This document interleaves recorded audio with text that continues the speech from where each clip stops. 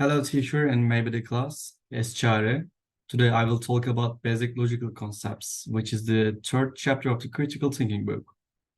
This chapter discusses logical concepts for discussing good arguments from bad ones, focusing on evaluating premises and providing good reasons for acceptance of conclusions.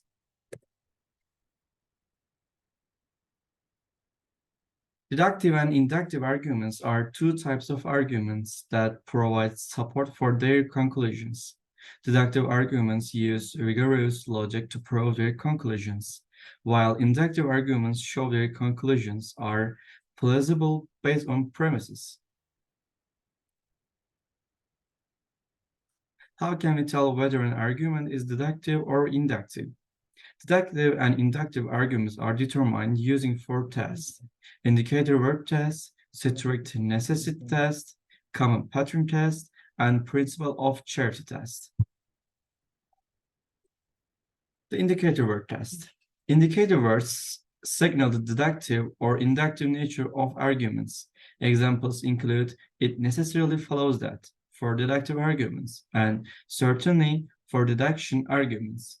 However, the indicator word test has limitations, as many arguments lack these words and arguers often use them loosely or improperly, making it cautiously used. The strict necessity test. Deductive arguments claim their conclusions follow from their premises, and a strict necessity test determines whether an argument is deductive or inductive. If the conclusion follows with strict logical necessity, the argument should be treated as deductive, while if it does not, it should be treated as inductive. For example, if an argument is true but false, it should be treated as inductive. The common pattern test. The common pattern tests help identify deductive and inductive arguments. Deductive reasoning often follows a general pattern, such as modus ponens, where the first statement is true and the second statement is true. This pattern is logically reliable and can be easily identified through recognizing common patterns. The principle of charity. The principle of charity is a crucial principle in critical thinking that encourages goodwill and mutual understanding in argument. It encourages us to treat others' arguments with respect and confront the strongest and most plausible versions. In an example, if an argument is doubtful about whether it should be deductive or inductive, the principle of charity can be applied. The argument should be interpreted as inductive, as the premises make the conclusion likely. However, the principle should not be used to reinterpret bad arguments as good ones, as it is a principle of interpretation, not argument repair. Exceptions. An argument should be treated as inductive if its conclusion does not follow from its premises. However, there are exceptions. For example, if the argument is not logically conclusive or has a characteristically deductive pattern, it should be treated as deductive.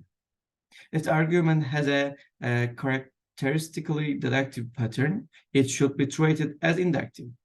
Indicator words can help determine whether an argument is deductive or inductive. If doubt arises, interpret the argument favorably to the argumenter. Common patterns of deductive reasoning. This section discusses 5 common patterns of deductive reasoning: hypothetical syllogism, categorical syllogism, argument by elimination, argument based on mathematics, and argument from definition. The first one. Syllogisms are three-line arguments with two premises and conclusions. Hypothetical syllogisms contain at least one hypothetical or conditional premise. Common varieties include chain argument, modus tollens, denying the antecedents, and affirming the consequence. These are logically reliable patterns of deductive reasoning. However, denying the antecedent and affirming the consequent are not logically reliable. Thus, syllogisms, chain arguments, and modus tollens are logically reliable deductive reasoning patterns. Categorical syllogism. Categorical is a deductive reasoning pattern where statements begin with all, some, or no. Examples include all oaks are trees and some Democrats are politicians. Argument by elimination. An argument by elimination logically excludes various possibilities until only one remains, making it deductive.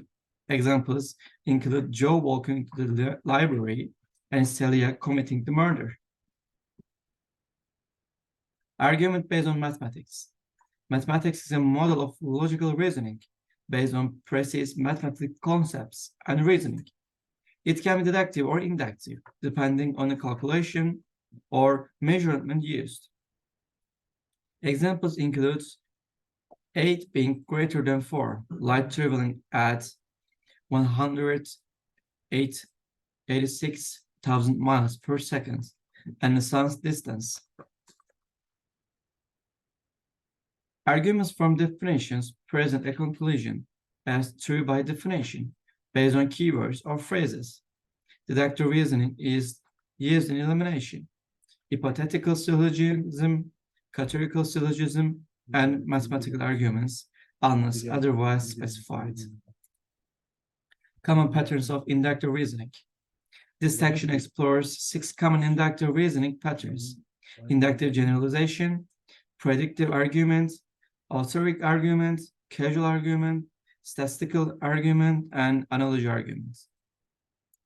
The inductive generalizations attribute characteristics to all or most members of a class, while inductive generalizations claim they are probably true based on information about specific members of a class.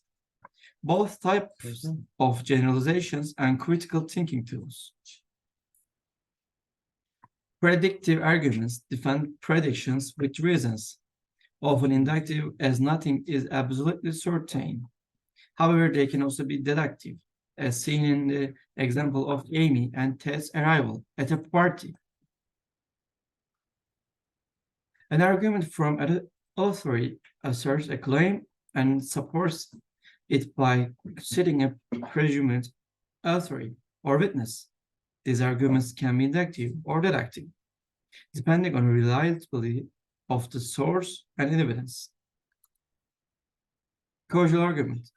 A causal argument suggests that something is a cause of something else, often inductive. Examples include network issues, peanut allergies, and medical care's role in rapid aging. However, deductive arguments can also exist. Statistical arguments. Statistical arguments rely on evidence to support claims, such as a certain percentage of a group or class having a particular characteristic. They are typically inductive, but can also be used in deductive reasoning. Argument from analogy. Analogy compares 2 or more things that are claimed to be alike in some respect. In an argument from analogy, the conclusion depends on an analogy between 2 or more things. These arguments are generally inductive, but not always inductive. Common patterns of inductive reasoning include predictive, authority, causal, statistical, and analogy arguments. Recognizing these patterns can help determine whether an argument is deductive or inductive. This section introduces the concept of deductive validity, a crucial aspect of deductive logic. A valid deductive argument is one where the conclusion follows necessarily from the premises, and it is logically inconsistent to assert all premises as true and deny the conclusion. Inductive arguments can be well or poorly reasoned. A strong inductive argument follows probably from the premises, providing probable but not logically inconclusive grounds for the truth of the conclusion. Examples of strong inductive arguments. include college students owning MP3 players and recent US presidents being college graduates. Inductively weak arguments do not follow probably from the premises, making conclusion unlikely. Strong inductive arguments can be various combinations of truth or falsity in the premises and conclusion. Example includes all previous US vice presidents being women, every previous US president being clean-shaven, and the previous US president being native Alaskan. Weak inductive arguments can have a combination of truth or falsity in the premises and conclusions. The key question about inductive strength is whether the conclusion will probably be true if the premises were true. Inductive strength comes in degrees.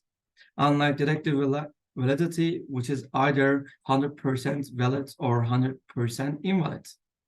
A good inductive argument must be strong and have all true premises. Cogent arguments are strong and well-reasoned, while uncogent arguments are weak or have at least one false premise. Thank you for listening to me.